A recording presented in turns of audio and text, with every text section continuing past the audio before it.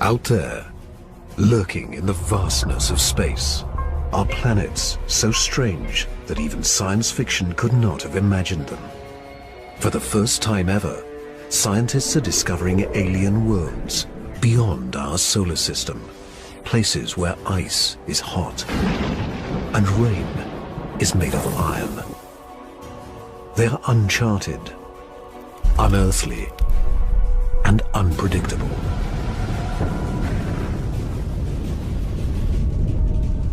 And somewhere, hidden among these strange new worlds, scientists seek the greatest discoveries of all.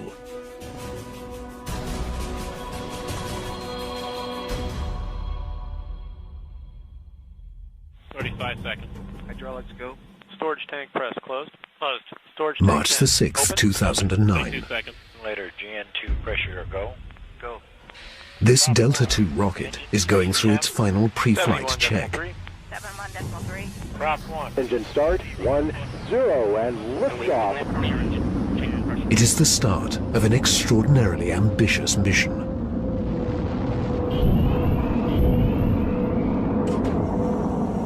The Kepler Space Observatory is hunting for Earth-like planets within a region of 100,000 stars.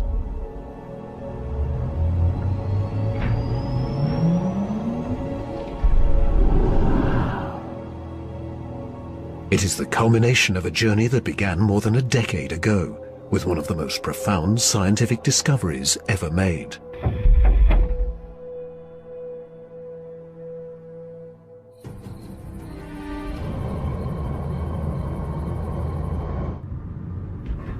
In 1995, Swiss astronomer Michel Mayor and his team make a routine observation of stars in the constellation Pegasus, located 50 light-years away. But the instruments show something strange. One star is violently lurching and wobbling. What we discovered, it's one of these stars have a velocity changing with time. What is powerful enough to disturb a star the size of our sun? Mayor offers a radical answer: a planet.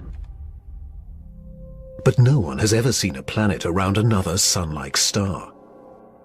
Problem in detecting planets around other stars is that as a planet orbits a nearby star, that planet gets lost because of its feeble light in the glare of the very bright star. In spite of the odds, Mayor relies on his data and is convinced the wobbles are caused by the gravitational pull of an orbiting planet. When I read this claim from Michel Mayor, I was very skeptical. There had been many false claims of the first planet ever discovered around another star, and I thought to myself, oh boy, here we go again.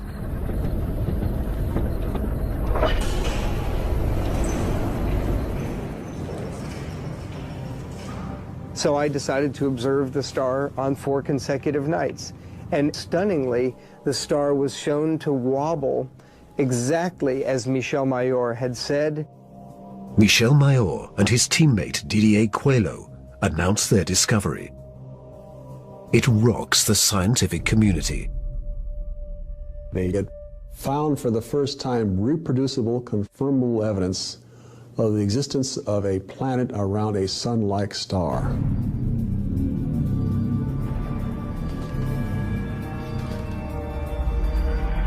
Officially called 51 Pegasi b, the planet is nicknamed Bellerophon, in honor of the Greek hero who tamed the winged horse Pegasus. It is a planet that breaks all the rules. Bellerophon roasts in the blazing starlight at temperatures of roughly 1,800 degrees Fahrenheit, almost 1,000 degrees Celsius. It is nearly 150 times more massive than Earth and is a gas giant like Jupiter. A gas giant is a planet made mostly of hydrogen and helium.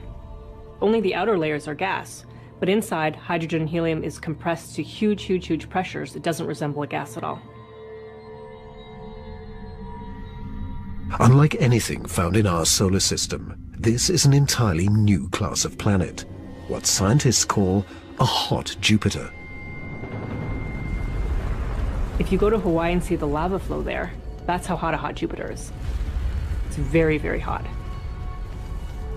The Earth is a comfortable 93 million miles, or 150 million kilometers away from the Sun. These hot Jupiters are roughly 100 times closer, and so the amount of sunlight that they get is 10,000 times larger. If this represents a star, and this a hot Jupiter is 3 to 4 stellar diameters away from the star. So that would be 1, 2, 3. This is how close a hot Jupiter would be to its star. Hot Jupiters are tidally locked. They present the same face to the star at all times, just like the moon does to Earth. It's going to be permanent daylight on one side and permanent nighttime on the back.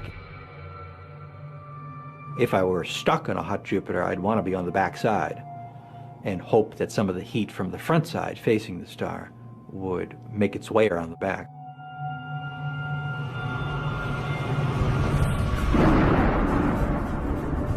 The variations in temperature make Bellerophon's atmosphere extremely windy.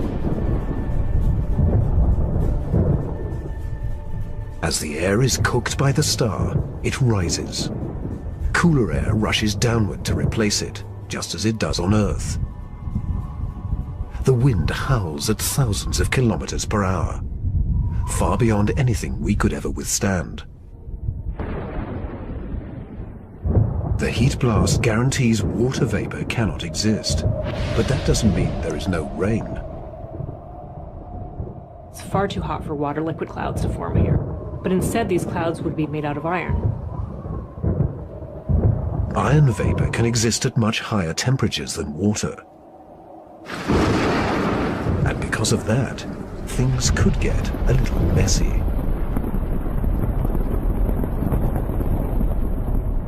You better have an umbrella that's pretty sturdy, because the iron is going to start coating your umbrella very rapidly and making it extremely heavy and just crush that umbrella.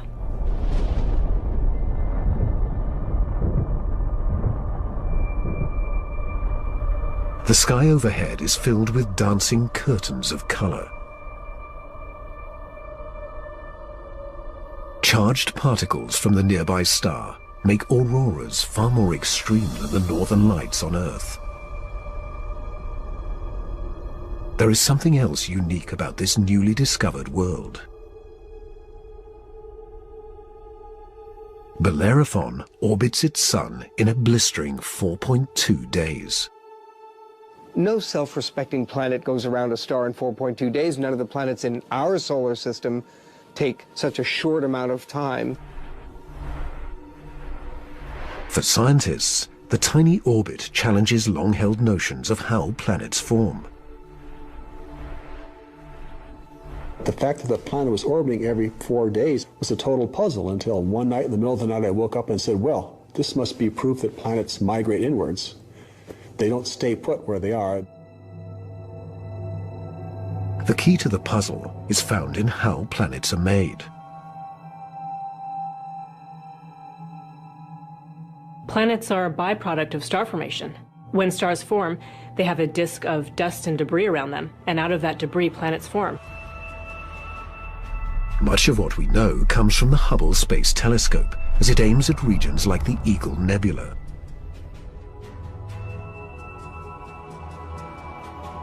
This interstellar cloud is studded with collapsing disks of dust and gas.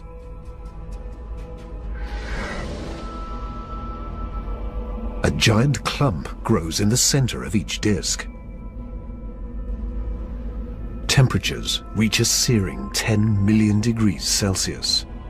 The same nuclear fusion that powers our sun is unleashed.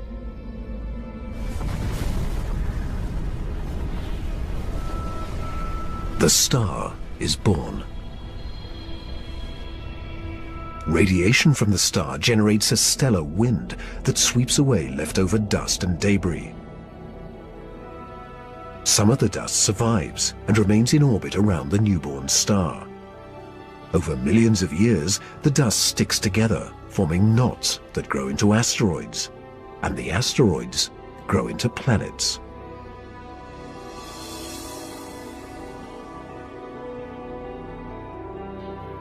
These planets migrate through the disk until they find a stable orbit. This is why Bellerophon is so close to its parent star. But one newly discovered world has found its stable orbit in a place no planet should ever go.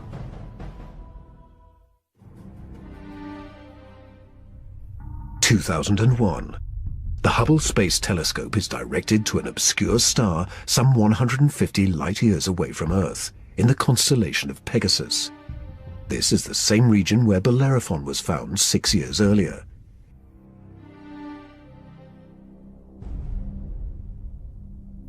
Hubble is tracking another hot Jupiter, discovered by astronomer Jeff Marcy.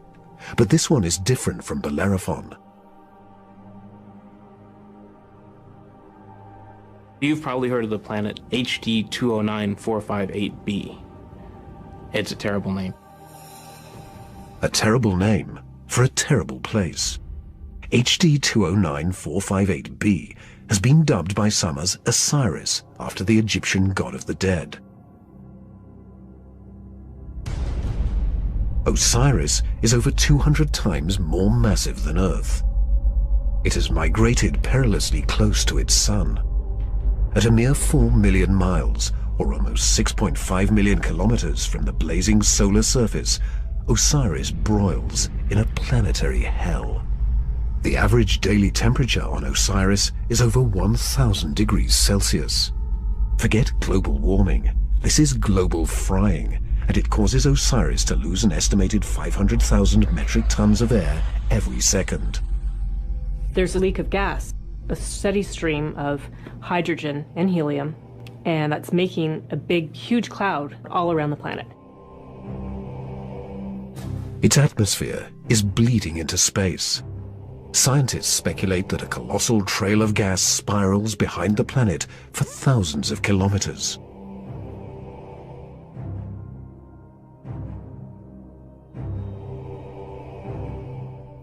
Osiris presents an unprecedented opportunity for astronomers. Using Hubble, they analyze the alien planet's bloated atmosphere. This is the absolutely first time where we could tell what is the composition of the atmosphere of an extrasolar planet.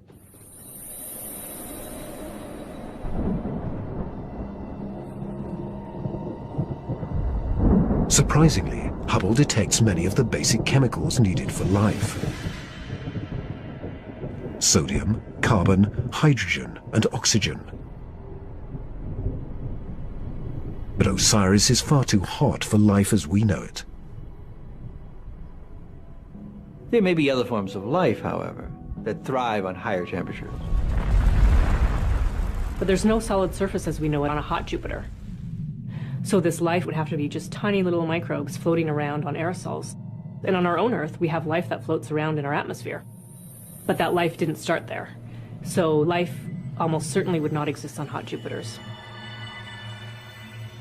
Astronomers have discovered many hot Jupiters since Bellerophon was found in 1995. But conditions on these worlds rule them out as places where the drama of life can unfold.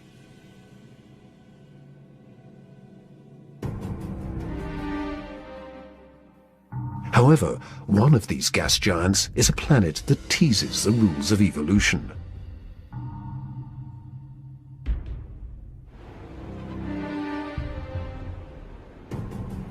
Astronomer Jeff Marcy discovers something shocking about a planet orbiting a star called 16 Cygnus b, located some 70 light-years away in the constellation of Cygnus, the Swan.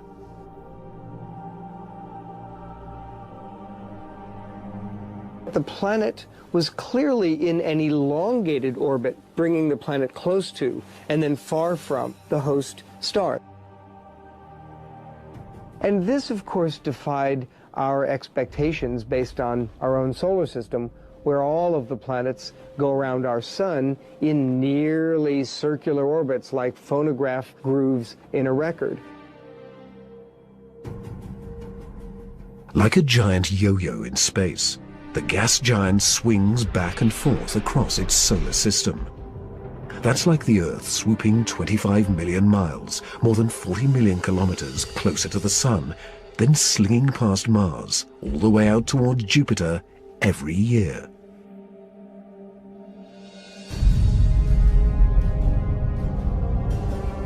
And like all of the gas giants in our solar system, this yo-yo planet probably has an entourage of moons. Marcy speculates that one of these moons could be similar to Earth. And here's where the interesting story begins. Imagine a rocky moon with lakes, oceans, maybe streams and waterfalls on the surface.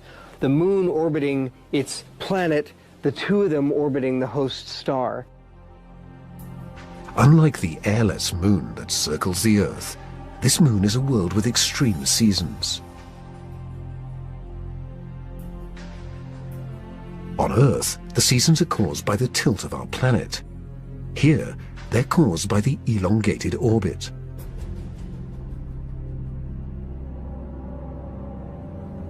These poor planets that are in these elongated elliptical orbits suffer terrible changes in their climate throughout a year. As they make their closest approach, the yo-yo planet and its moon are blowtorched by the star. Summer begins. The atmosphere on the Earth-like moon is savaged by raging storms. Category 5 hurricanes on Earth are tiny eddies compared to the monster vortexes that form here.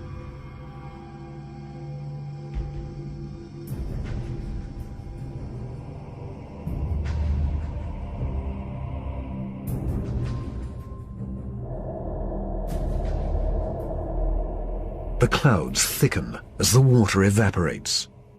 Temperatures rise dramatically. Any water or gases would heat up, and indeed the oceans would boil into steam, so you'd end up with a big steam bath. During the peak of the summer, the entire moon is smothered in temperatures of more than 400 degrees Celsius. This is the closest approach to the star. During its 26-month orbit, the summer season is barely 2 months long. But what a season!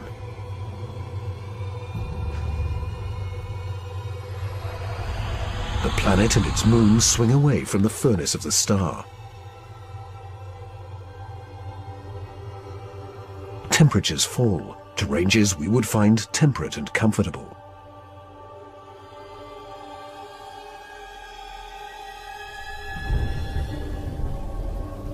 With the coming of autumn, the rains return to the parched and roasted moon. Dry ocean basins are replenished, and the seas arise to form new shorelines.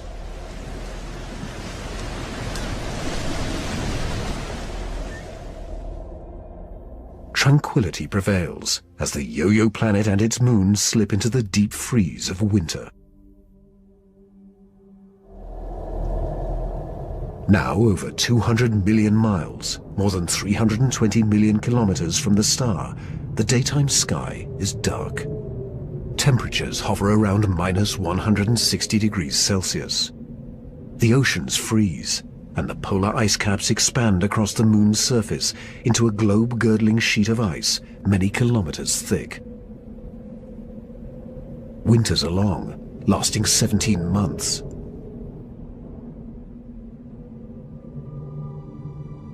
With the coming of spring, the sun looms large in the skies over this hapless moon as the ice cracks and melts violently. Huge icebergs carve into a stormy and fast-rising ocean.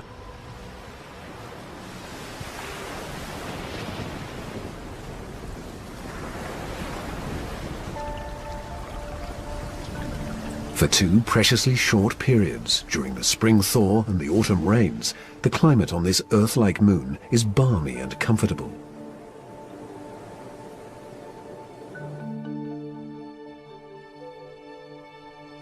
At a distance of 93 million miles, or 150 million kilometers from the star, roughly the same distance as Earth from the Sun, the elliptical orbit of this planet and its moon crosses an area around the star some scientists call the Goldilocks zone.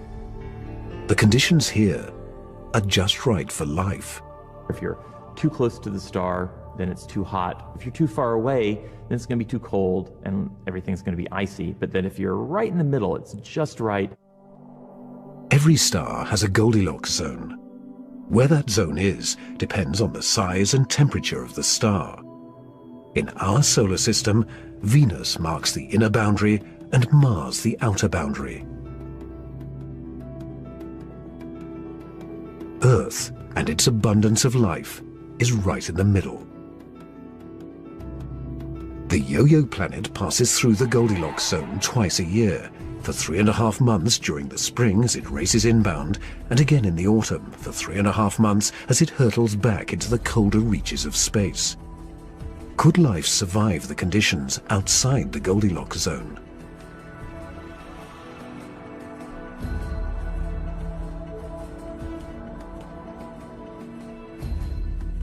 There could be life forms that are smart enough to hibernate, as do animals on the Earth during the winter season.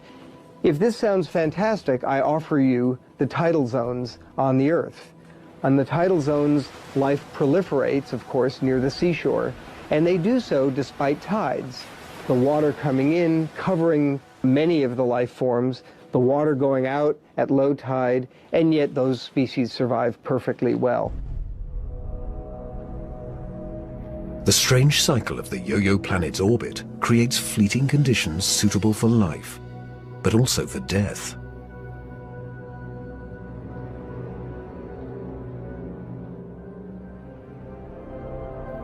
Some alien planets are even more bizarre. Imagine a world that has no star to orbit. Scientists speculate that our galaxy is teeming with rogue planets, adrift in the murky lanes of interstellar space. These are orphaned worlds, planets that are booted from their solar systems by the chaos of planetary migration. Astronomers call such worlds planemos. Planemos are planets without a star. They're just drifting through the galaxy indefinitely.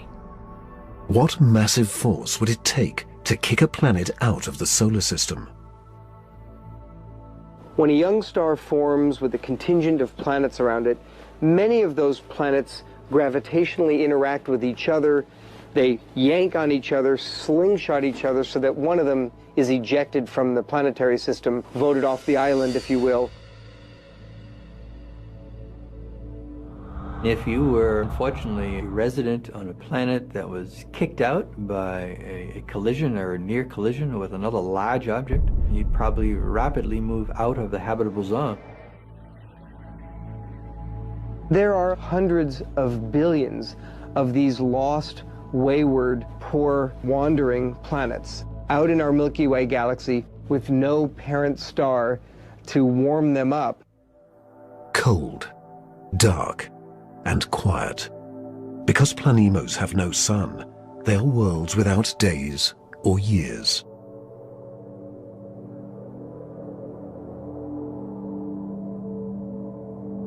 They keep vigil through an eternal night. Planemos are solitary wanderers, sentinels of the galaxy.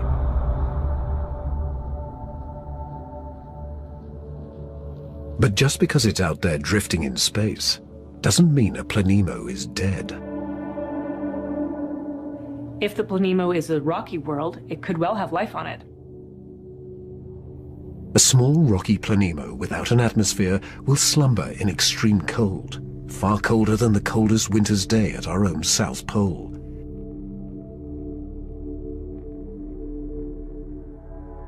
But a planemo large enough to retain an atmosphere traps the heat generated when the planet was first formed. It is the ultimate greenhouse effect. The heat and energy comes from the molten core deep inside the lonely planet.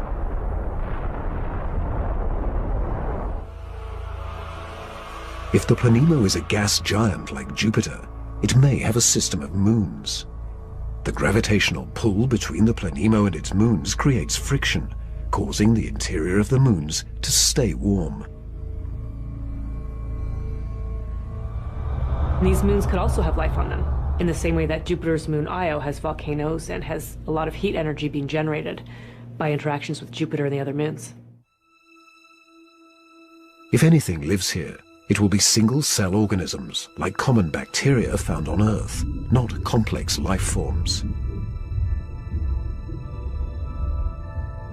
Without a sun to provide photosynthesis, these tiny organisms derive their energy from the chemistry in the soil of the Planemo or its moon.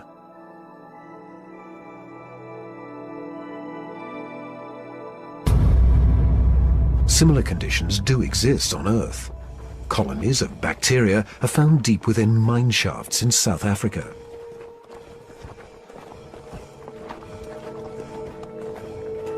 They have no access to oxygen or light and survive entirely on the chemicals they make from the surrounding dirt. Their metabolisms are extremely slow, and they reproduce only once every 1,000 years. If life dwells on a sunless Planemo, it could be organisms like these, marooned when their planet was young.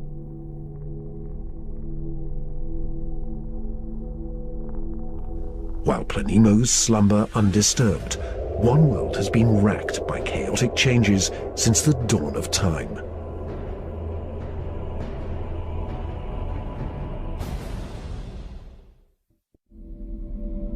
In 2003, astronomers confirmed the existence of a relic from the dawn of time in the constellation of Scorpius. Most planets found outside of our solar system are located in the main disk of our galaxy.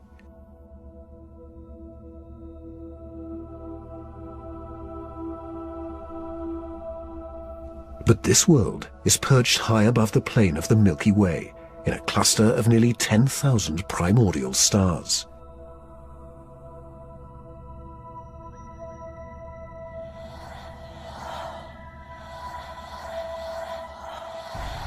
The planet B1620-26 is better known by its unofficial nickname, the Methuselah planet, after the oldest person in the Bible.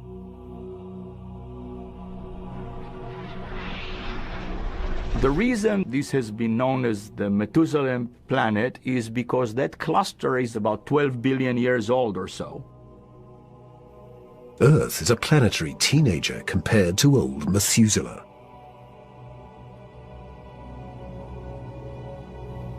Roughly 8 billion years before the Earth is formed, Methuselah is a young gas giant, perhaps with raging tempests and an entourage of moons.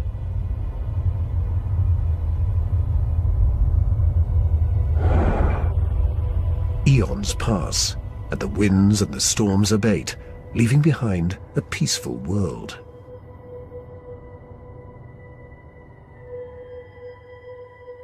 Suddenly, two stars loom in the sky. These are the burned-out cores of long-dead stars haunting the cluster. In the very dense environment of a globular cluster, you have lots of stellar collisions, near collisions, systems in which one star is kicked out and another one kicks in. In a cosmic dance of gravity, similar to the migration of planets, one of the stars is kicked out and replaced by Methuselah's parent star.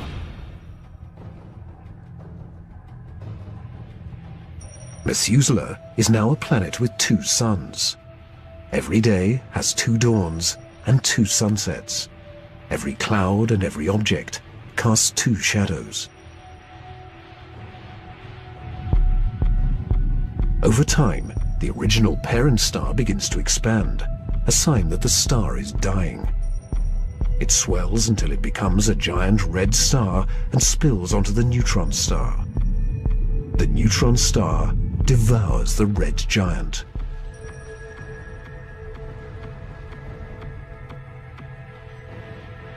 Today, Methuselah is a world imprisoned by the skeletons of two dead stars, the stripped core of the red giant and its companion, the pulsing neutron star.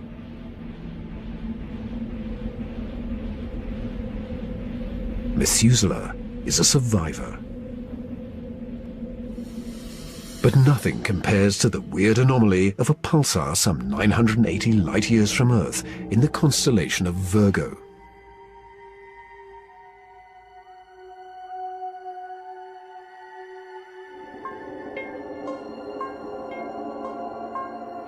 From afar, a pulsar looks like a blinking light, but up close, pulsars machine gun their surroundings with deadly radiation.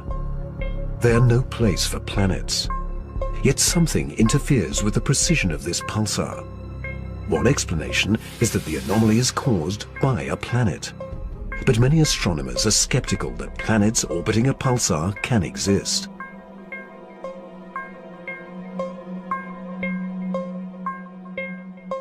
The reason that's a problem is because pulsars are formed in these incredible explosions. When a red giant star explodes, a titanic fireball known as a supernova unleashes as much energy in 1 minute as our sun generates in a lifetime. When a star goes supernova, the shockwave is so immense it's hard to imagine any planet surviving that. When the cosmic dust clears, all that remains is the crushed core of the red giant, pulsing in the heart of an expanding debris field.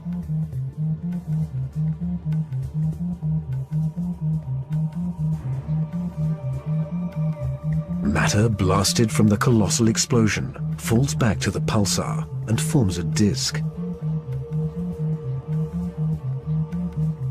Within this chaos, a new world arises, born from fire and destruction, a planetary zombie raised from the carcass of the former red giant star. It's amazing that planets could form in that environment. A planet orbiting a pulsar will give you the feeling of being in a disco bar with a very strong strobe light, which is the pulsar.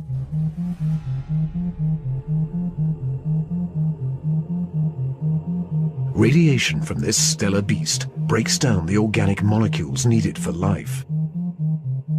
The pulsar has these very strong magnetic fields that are being spun around as the star is rotating quickly, and it's picking up any material, electrons, protons, and speeding them up and slinging them out at high speed. So it's like a solar wind with a vengeance. I can't imagine that there would be much of an opportunity for even simple life, microbial life, to emerge and to flourish on a planet around a pulsar. Largely because if you were in the pulse, you'd be severely energized, and if you were not in the pulse, you would be completely devoid of energy. The discovery of pulsar planets shows how new worlds can form in the wake of a star's destruction. No matter where a planet arises, the process of its birth is fraught with danger.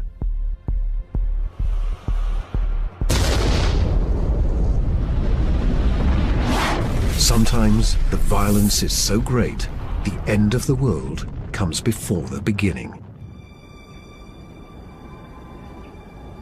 2007. Astronomers using the giant Gemini North Telescope make a strange discovery in the Pleiades cluster, some 400 light-years from Earth.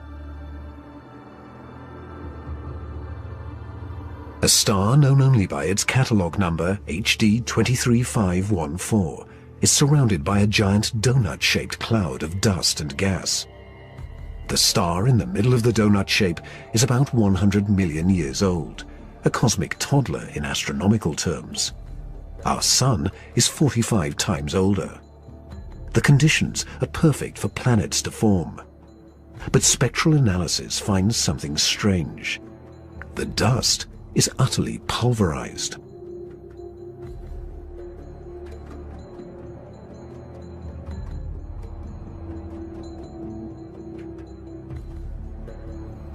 Typically, a newborn star is surrounded by fledgling planets. Planets form around the young star in a protoplanetary disk of gas and dust.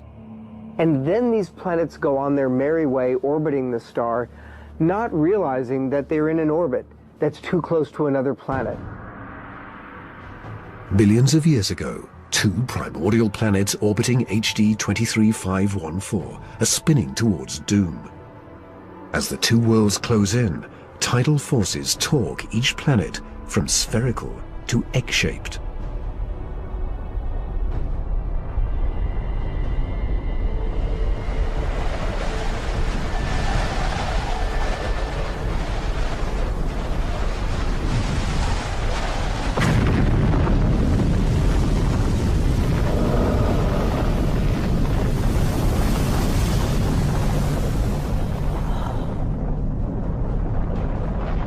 Two worlds are annihilated, creating the dust and debris seen around star HD 23514.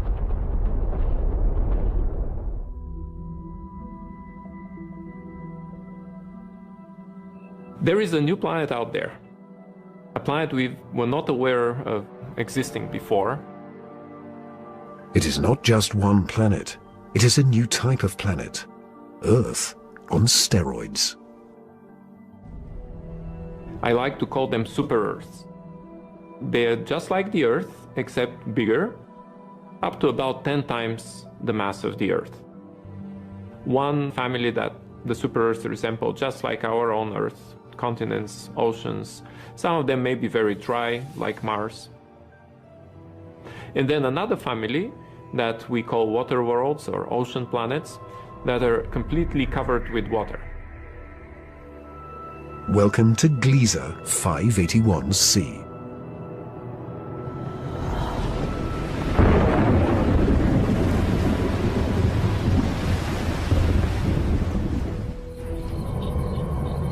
This planet was found by Michel Mayor, and it orbits with two other planets around a very small star. It is only 20 light years away in the constellation of Libra, and is one of the smallest terrestrial planets found beyond our solar system. But that doesn't mean Gliese 581c is small. It's still a super-Earth with 5 times the mass of our home planet. And it is the possibility of finding liquid water that gets scientists excited.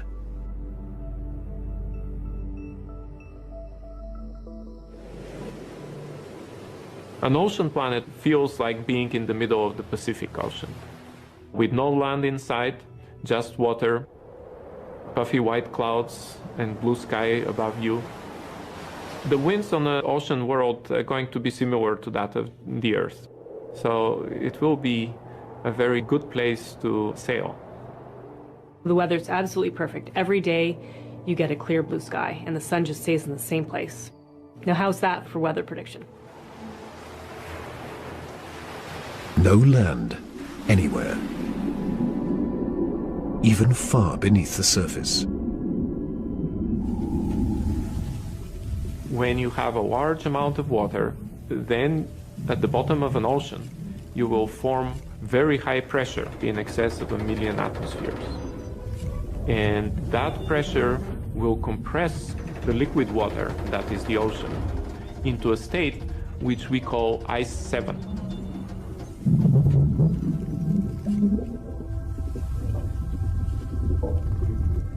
No, it's not like ice in your refrigerator.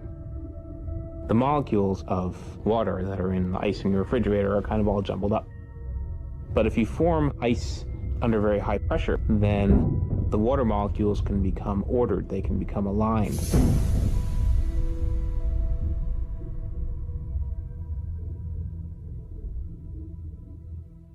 I can show you a crystal that is a very good analog to ice 7. This is halite, also known commonly as rock salt. Ice 7 may exist within our own solar system. Europa, one of Jupiter's moons, may have a mantle of liquid water surrounded by a thick, icy crust. The pressure from the crust is so great that Ice 7 might exist deep within these uncharted seas. If we scale up and thaw out Europa, it may be a water world similar to Gliese 581c.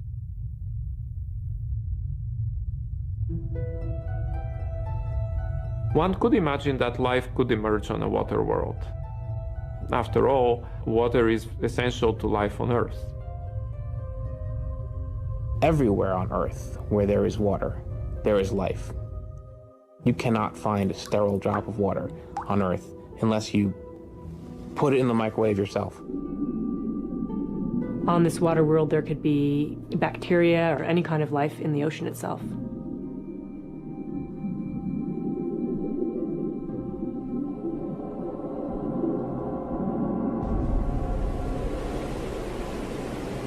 But not all super-Earths are water worlds teeming with life.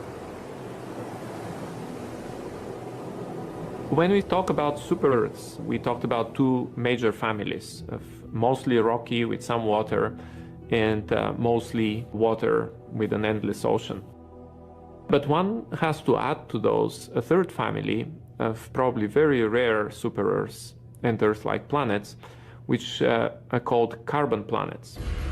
A carbon planet is unlike anything we've ever seen anywhere. A place with an alien chemistry, but loaded with very earthly treasures.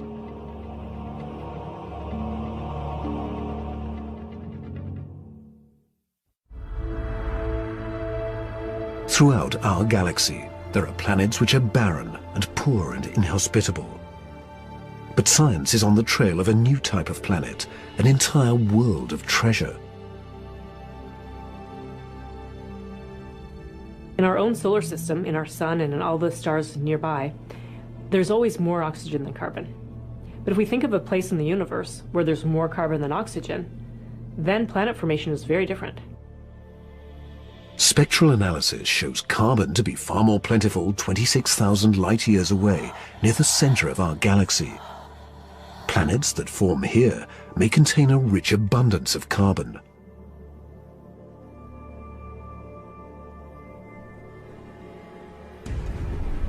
The morning sky on a carbon world would be anything but crystal clear and blue.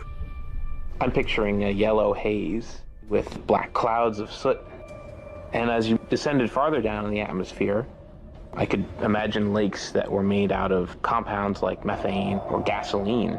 I'm picturing these bubbling, foul-smelling pits of black ooze, like an oil well. With little or no water in the atmosphere, the air is made of carbon compounds. Methane, butane, pentane, benzene, all these different kinds of carbon compounds that separate out when you refine gasoline. One day it might be raining benzene. The next day it might be raining butane. As alien as carbon planets might seem, the air quality could be familiar to some. The air in a very benzene-rich planet will resemble that of LA. A lot of smog particles that unfortunately we are quite used to from the exhaust of cars. Despite the pollution, carbon planets could come with a sparkling upside. You might see diamond because the planet may have substantial quantities of pure carbon that it's formed out of. And pure carbon, when you compress it, tends to form into diamond. The secrets of exotic planets like these are waiting to be discovered all across the galaxy. But astronomers won't be satisfied until they find the Holy Grail. A planet like our own, one that sustains life, the next Earth.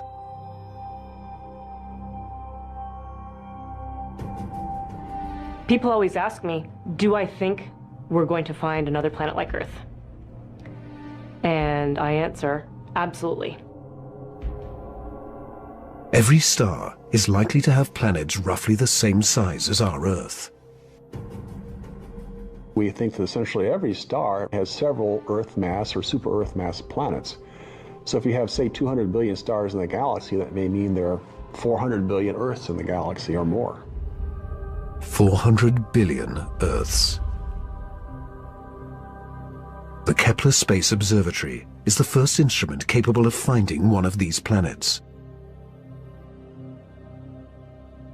Kepler is looking at the constellation Cygnus in the night sky at 100,000 stars, taking picture after picture after picture, minute after minute.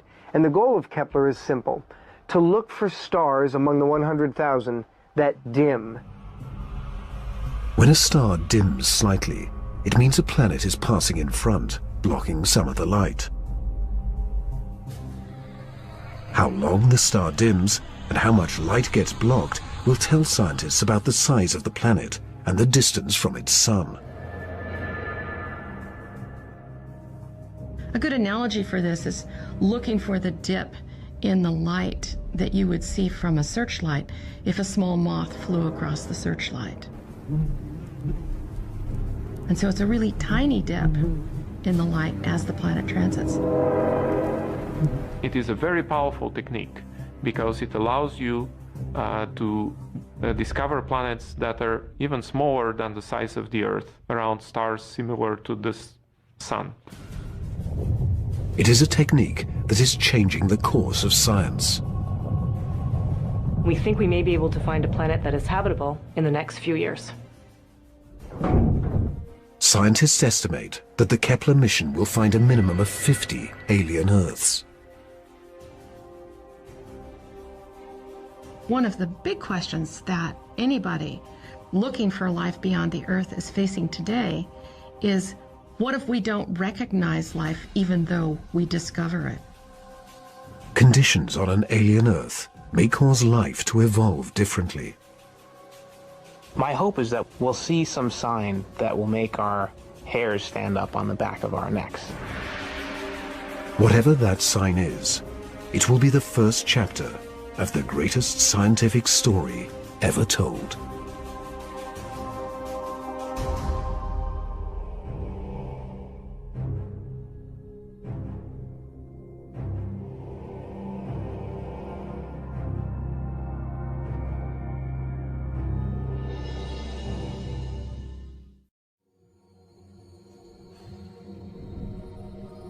On clear summer nights, we have long watched in awe as a broad band of light rose up across the sky. Now we know that behind this luminous veil of gas and stars, a restless universe is being shaped by shattering collisions, explosions, and shock waves. Two groups of astronomers are tracking a star that has accelerated to mind-boggling speeds. They believe it holds clues to the origin and nature of a mysterious object that's lurking deep within the galaxy. What are they learning about the supermassive black hole at the center of the Milky Way?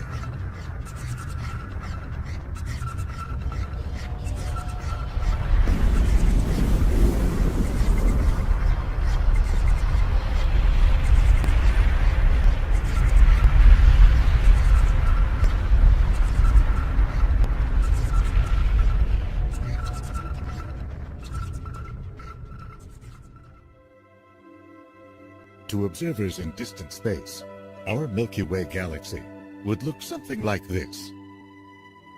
A flat spiral with vast arcs of gas, dust, and about 200 billion stars swirling around it.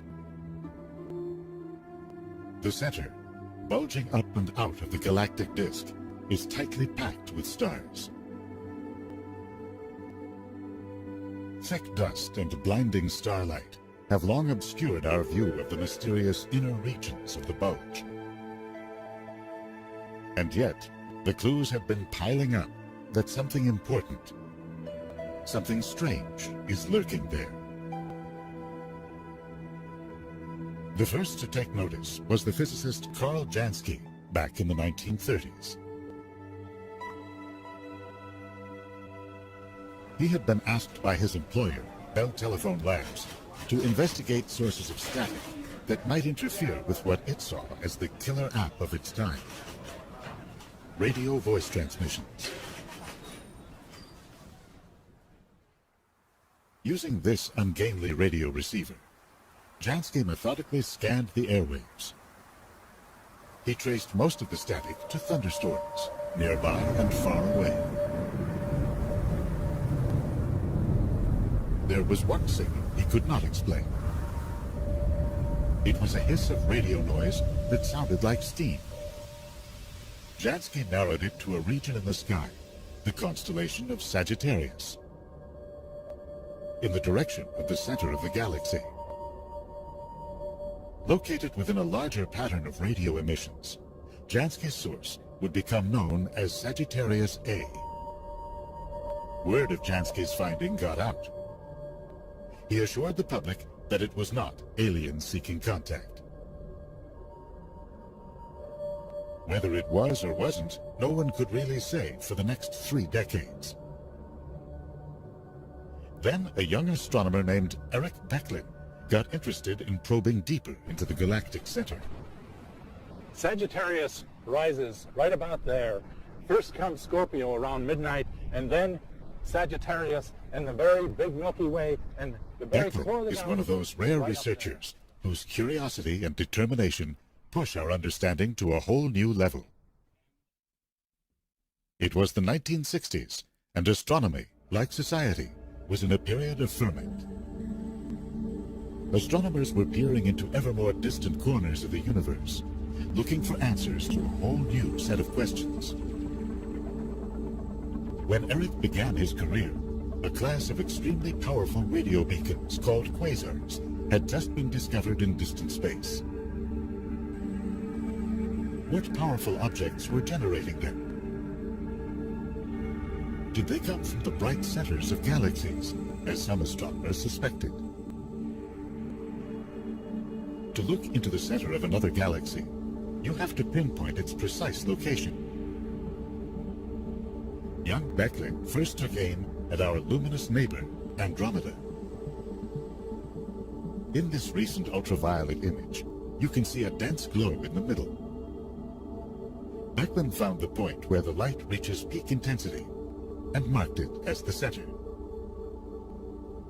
From our orientation in space, the Andromeda galaxy is in full view.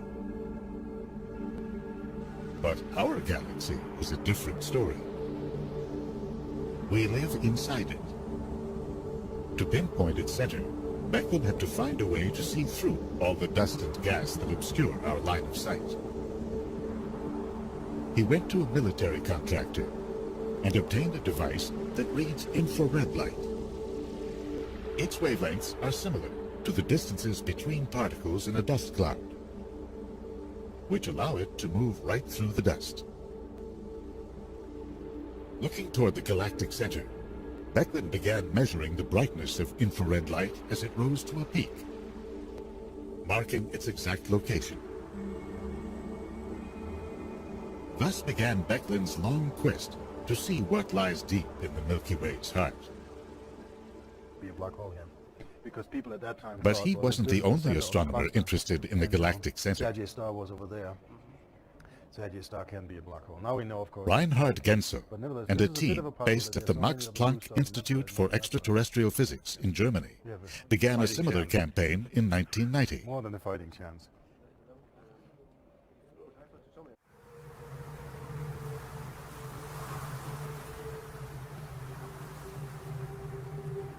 The German group came to the mountains of Chile in South America to use the recently christened New Technology Telescope of the European Southern Observatory.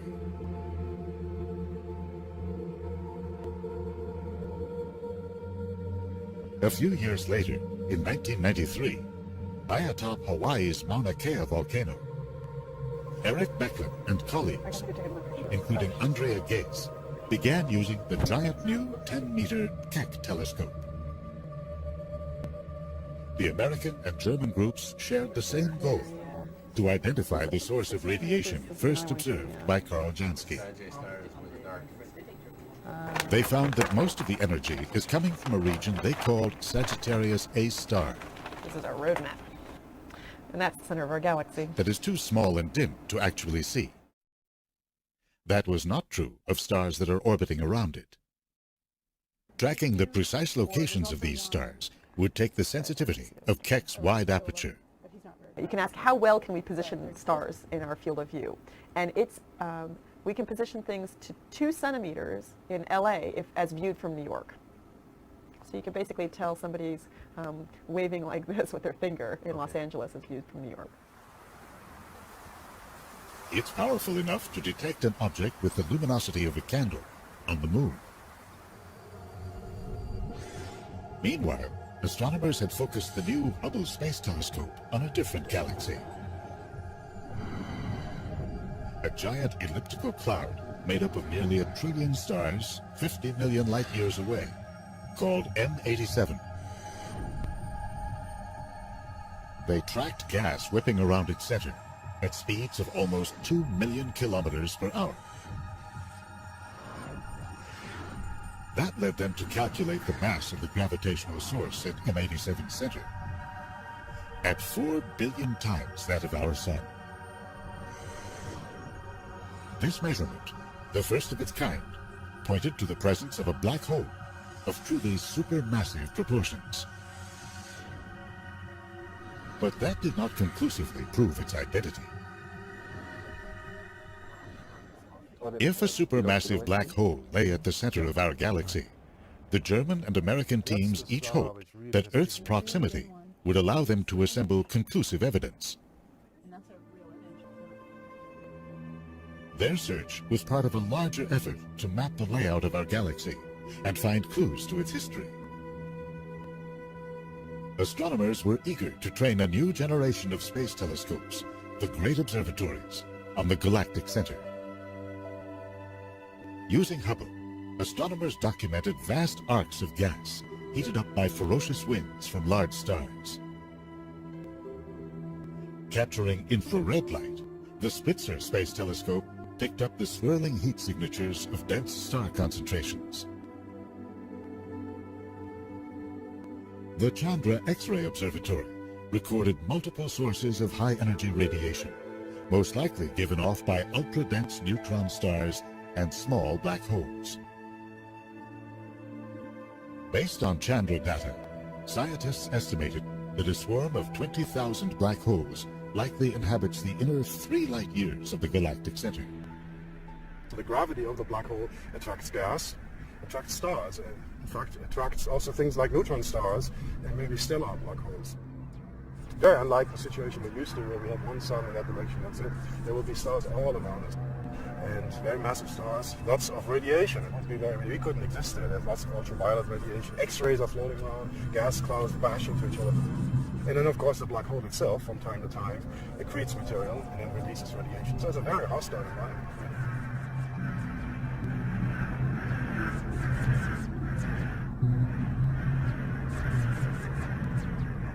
To conclusively prove there's a supermassive black hole in the center, the teams would have to prove that it's confined to a very small region, and that it has enough gravity to whip the stars orbiting it to high speeds. The light of these stars travels 26,000 light years to reach us, only to be blurred in the last few kilometers as it hits the Earth's atmosphere. So both teams turned to new methods designed to sharpen the light. 16 is right in here, yeah. The idea was to snap thousands of pictures in a short time.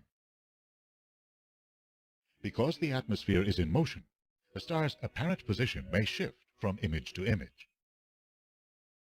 To pinpoint the star's true location, a computer averages the positions and looks for correlations in the wavelength of the star's light. The first few years' data allowed the teams to calculate the speeds of these stars and their rough trajectories around the center.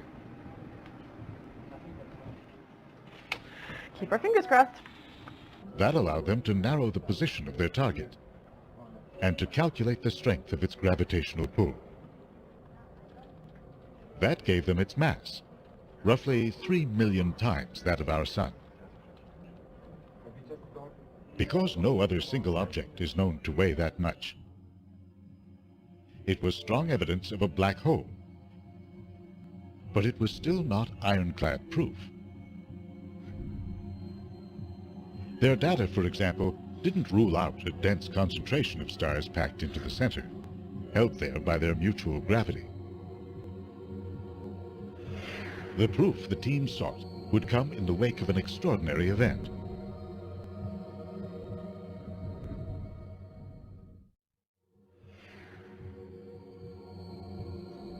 In the early years of the new century, large telescopes around the world began to install upgrades.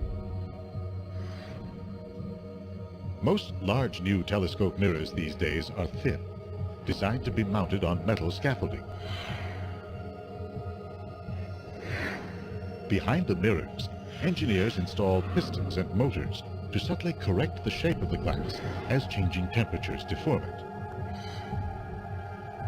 or as atmospheric turbulence blurs the incoming light. To these adaptive optic systems, they added lasers, designed to project an artificial star onto the upper atmosphere. As turbulence distorts its light, a computer subtracts the same degree of distortion from the light of the real stars, bringing them back into focus. This is a Keck telescope image of the galactic center, without adaptive optics applied, and with it. This increase in sharpness allowed the teams to see what happened in 2002. The German team had begun making observations from the new Very Large Telescope array at the Paranal Observatory in northern Chile. In the spring of that year, one of the stars they had been following, known as S2, made a dramatic move. S2 suddenly swooped around the center, accelerating to an astonishing 18 million kilometers per hour. The American team saw it too. It had come incredibly close to the suspected black hole, about 3 times the distance between the Sun and Pluto. If there had been a cluster of stars in there, S2's path and its light would have wobbled. It did not. This was the evidence the teams had sought. It showed that Sagittarius A star is a single object. Without doubt, it could now be called a black hole.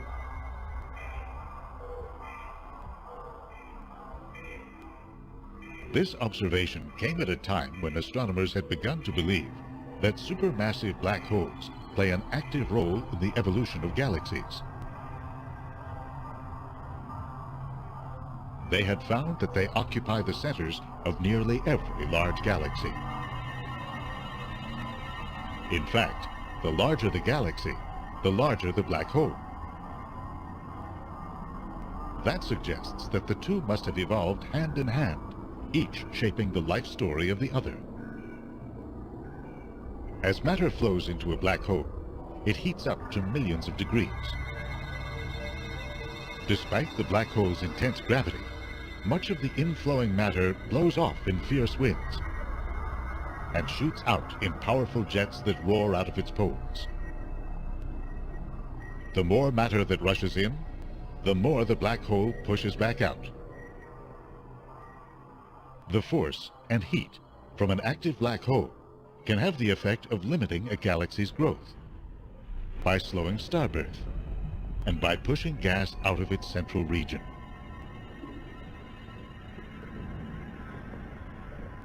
As a result, a strict relationship has developed between the size of the black hole and the size of the galactic bulge that surrounds it. The astronomers wanted to know, is the Milky Way's own supermassive black hole still active and growing? Or has it gone dormant? Just as the black hole at Sagittarius A star revealed its existence, it would show its true colors. The year 2001. Scientists